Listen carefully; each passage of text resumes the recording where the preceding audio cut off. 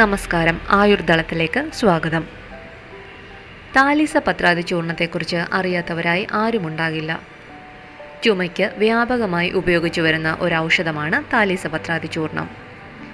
ഇതിലടങ്ങിയിരിക്കുന്ന ഔഷധങ്ങൾ താലീസപത്രം, കുരുമുളക്, ചുക്ക്, തിപ്പലി, ഇലവങ്കപ്പട്ട, ഏലത്തിരി, പഞ്ചസാര ഇവകളാണ്. ചുമ, കഫക്കെട്ട്, ജലദോഷം, ഒച്ചയടപ്പ് തുടങ്ങിയ അവസ്ഥകളിൽ നമ്മൾ താലീസപത്രാദി ചൂർണം ഉപയോഗിക്കുന്നു. കൂടാതെ ഛർദി, ദഹനക്കേട്, ചെസ്റ്റ് പെയിൻ തുടങ്ങിയവകൾക്കും ഉപയോഗിക്കാം. ഭക്ഷണത്തിന് രുചിയില്ലായ്മ അനുഭവപ്പെടുന്നവർക്കും നല്ലതാണ്. താലീസപത്രാദി ചൂർണത്തിൽ അടങ്ങിയിരിക്കുന്ന താലീസപത്രം ശ്വാസകോശങ്ങളിൽ അടിഞ്ഞിരിക്കുന്ന കഫത്തെ പുറന്തള്ളാനുള്ള കഴിവുണ്ട്. ആസ്മയെ പ്രതിരോധിക്കുവാനും ബ്രോങ്കൈറ്റിസ്, ന്യൂമോണിയ, അലർജി തുടങ്ങിയവകൾക്കും നല്ലതാണ്. താലീസപത്രാദി ചൂർണം സൂക്ഷ്മചൂർണ രൂപത്തിലും ഗ്രാനൂൾസായും ലഭ്യമാണ്. ഡോസ് 1 ഗ്രാം മുതൽ 3 ഗ്രാം വരെ വായിലിട്ട് അലിയിച്ചിറക്കാം. അല്ലെങ്കിൽ തേൻ ചേർത്തും ഉപയോഗിക്കാം.